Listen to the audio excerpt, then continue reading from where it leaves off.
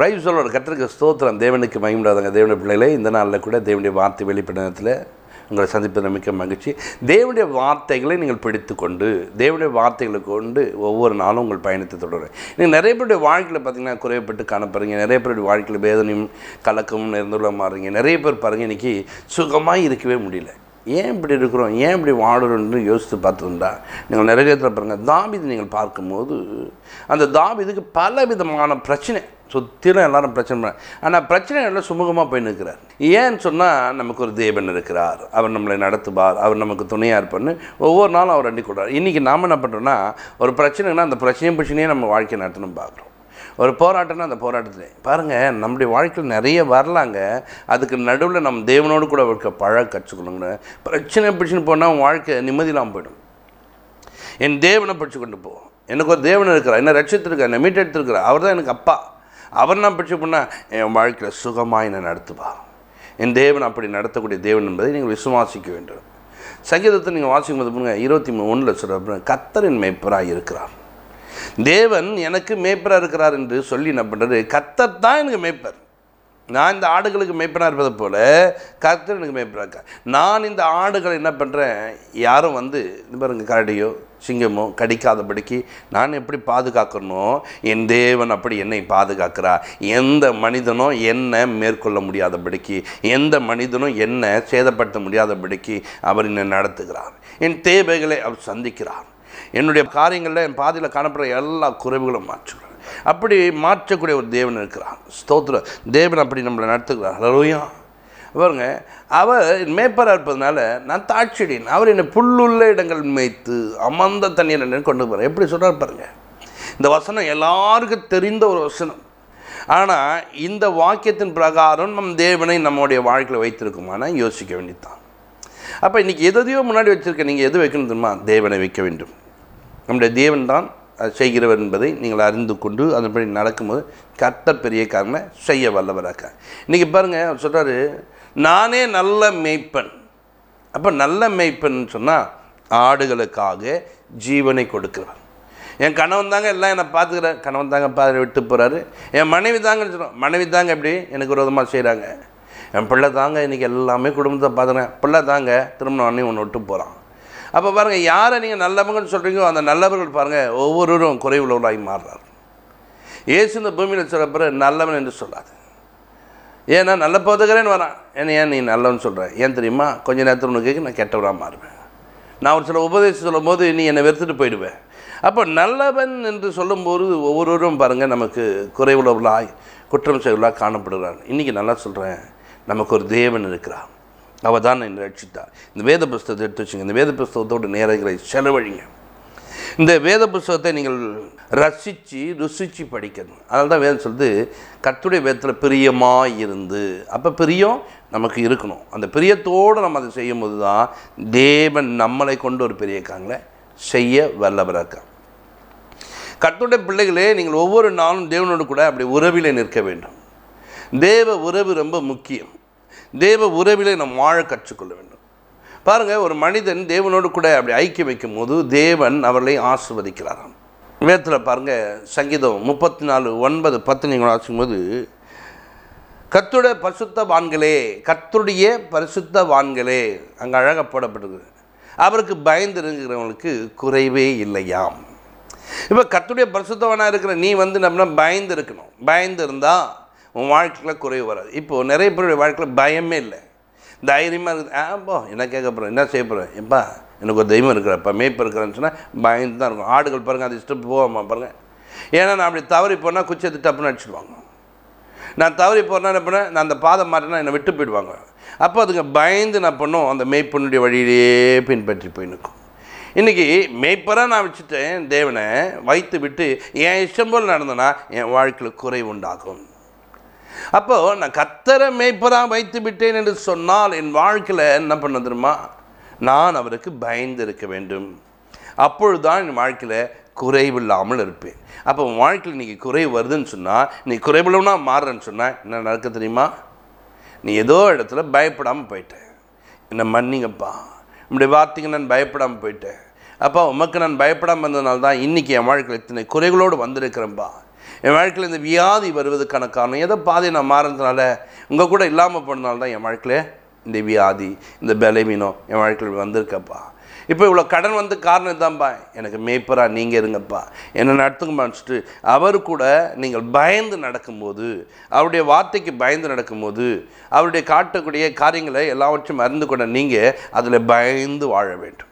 அப்போ அந்த பயந்து இருக்கிறோன்னு சொன்னால் பாருங்கள், ஆண்டவர் பயப்படாதுன்னு சொன்னவர். ஆனால் பயம் யாருக்கு தெரியுமா? அவருக்கு மாத்திரம்தான் பயப்படணும். கர்த்தர் ஒருவருக்கு நம்ம பயப்படக்கூடியவங்களா மாறணும். வேறு எதுக்கும் நீ பயப்பட தேவையில்லை. வேறு எதையும் நீ என்ன பண்ணல, பயப்படணும் அவசியம் கிடையாது. தேவனுக்கு பயந்துருக்கணும். அப்போ தேவனுக்கு ஒரு மனிதன் பயந்து இருந்தால் அந்த மனிதனை தேவன் என்ன சொல்கிறதுங்களா? சிங்கக்குட்டிகள் தாழ்ச்சிடைந்து பட்டினியாய் கிடக்கும், கர்த்தரை தேடுபவருக்கோ ஒரு நன்மையும் குறையப்படாதான். 34:10 சொல்கிறாங்க, ஒரு நன்மையும் குறையப்படாது.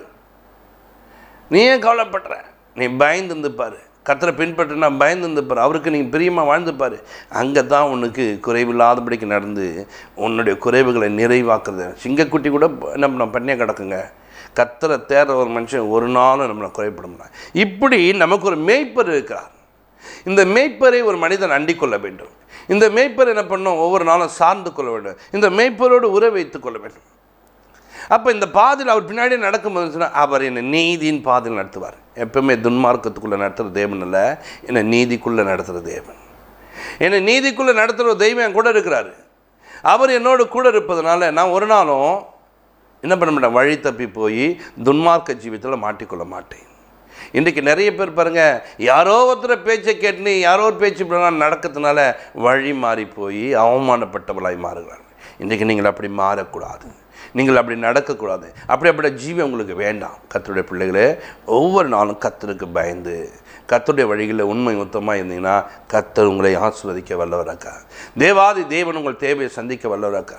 உங்கள் குறைவுகளை மாற்றுகிற தெய்வம் உங்கள் கூடவே இருப்பார்.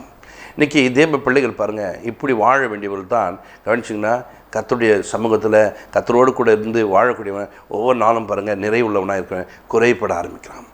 அந்த குறை வந்து சரி பார்த்துக்கலாம் விட, அங்கே கடன் வைக்கலாம் விடு. எங்கே யாரை முன் வைக்கிற? கடன்காரனை முன் வைக்கிறியா? கடத்தை முன் வைக்கிறியா? அந்த கடனுக்கு மேய்ப்பராக மாட்டுவான். அவன் சொல்லுவான், தொடர்ந்து ஓடு, இந்த மாதம் வட்டி கட்டணும், தொடர்ந்து ஓடு. என்னால் முடியலைங்க. ஓடு, கடனை கட்டணும்ல, ஓடு. பற்றி அவன் மேய்ப்பனா மாதிரி அந்த கடன் உன்னை வழி நடத்த ஆரம்பிச்சிடும். எனக்கு இடுப்பு இல்லைங்க, என்னால் உட்காரவே முடியலங்க, நிற்க முடியலங்க. ஓடு, கடன் கட்டணுமே, வாடகை கட்டணுமே, இந்த மாதம் இப்படி இருக்குது. பார்த்தியா அவனை எப்படி மாற்றிதான். இன்றைக்கி தேவ பிள்ளைகளே, இப்படியாப்பட்ட காரியங்களாக இருந்து நீ என்ன பண்ண தெரியுமா? ஆண்டவரே, நான் கடன் வாங்காதபடிக்கு, கடன் வாங்கக்கூடிய சூழ்நிலை வருது, கடன் வாங்காதபடிக்கு நீர் என்னை ஆஸ்வதிங்க.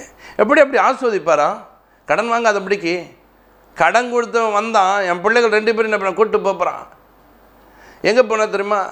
தேவ மனுஷங்கிட்ட போனோடனே உங்கள்கிட்ட என்ன இருக்குது? உங்கள்கிட்ட என்ன இருக்குது? ஒரு குடம் எண்ணெய் தான் இருக்குது. அந்த ஒரு குடம் எண்ணெய் இருக்கா? போ, வீட்டுக்குள்ளே போ, நீயும் போ, உன் பிள்ளைங்களை போ, உள்ளே போட்டிக்கும். உள்ளே போயிட்டு என்ன பண்ணு, காலி பாத்திரங்களை வாங்கிட்டு வந்து என்ன பண்ணு, குடங்களை வாங்கிட்டு உள்ளே வை. அவைகளை வார்த்து அவைகளை எல்லாத்துலேயும் கொஞ்சம் ஊற்ற நிறைந்து போய் குடமே இல்லைன்னும் போது அது ஆஃப் ஆயிடுச்சு. பார்த்தீங்களா? கடன் அடைக்க கிருபை தந்தாரா? கடன் அடைக்கிறது எங்கே கடன் வாங்கிறதுன்னு கற்றுக் கொடுத்தாரா? நீ போ, தண்டல்காரன் வருவான், நீ போ, இந்த பக்கம் லோன்காரன் வருவான் அப்படின்னு சொல்லி அனுப்பிச்சார் ஆண்டவர். உன் வீட்டுக்குள்ளே இருக்கத்தை வைத்து ஆசீர்வதிக்கிறவர். உன் வீட்டுக்குள்ளே என்ன இருக்கோ அதை மாற்றக்கூடிய தேவன். எனக்கு ஒரு மேய்ப்பர், அந்த மேய்ப்பராக இருக்கிறவர் பாருங்க, இல்லாதவைகளை இருக்கிறது போல் அழைக்கிற ஒரு தேவன். என் வாழ்க்கையில் ஒன்று இல்லை, அதை இருக்கிறது போல் அழைச்சி எனக்கு கொடுக்குற தேவனாக இருக்கிறார். அவர் எனக்கு உதவி செய்கிறார், என் தேவையை சந்திக்கிறார்.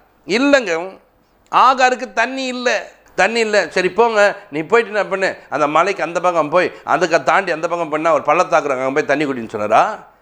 அவங்க எந்த இடத்துல தண்ணி இல்லைன்னு தேடினாங்களே அதே இடத்துல ஆண்டவர் தண்ணியை உண்டு பண்ணுகிறார்.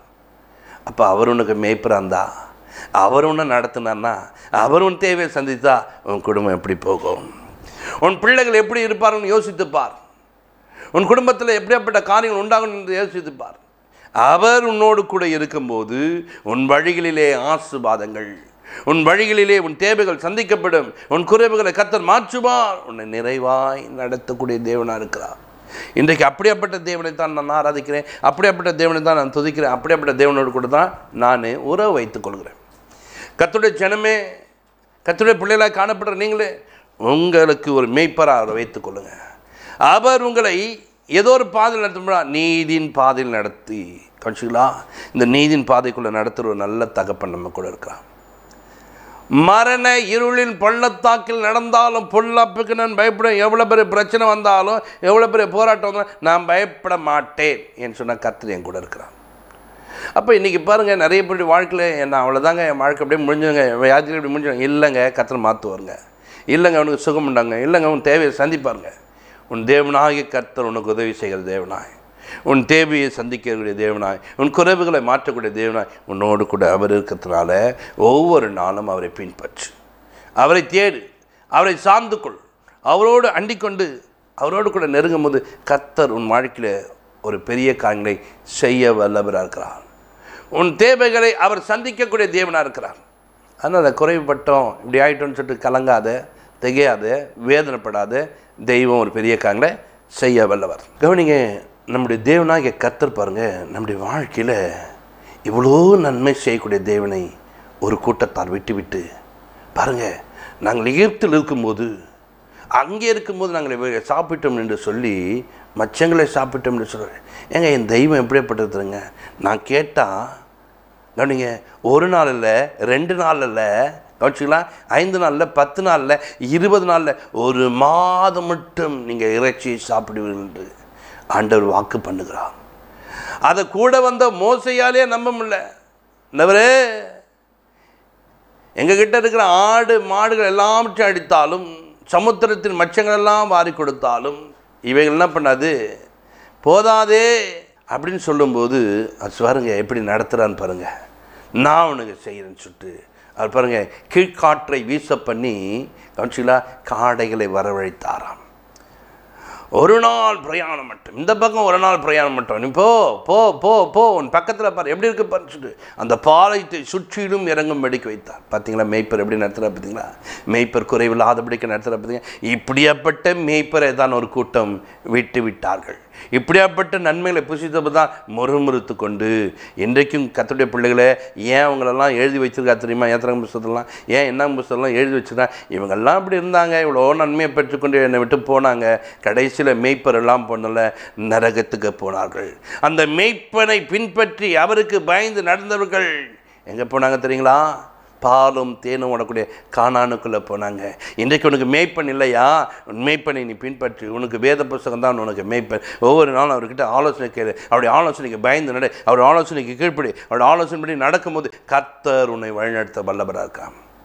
அப்போ அந்த மேய்ப்பன் உன்னோடு கூட இருப்பாருன்னு சொன்னால், அந்த மேய்ப்பன் நடத்துவோன்னா உன் வாழ்க்கையில் வருகிற எல்லா குறைவுகளும் கர்த்தர் மாற்றி நிறைவை கட்டளையிடுவார்.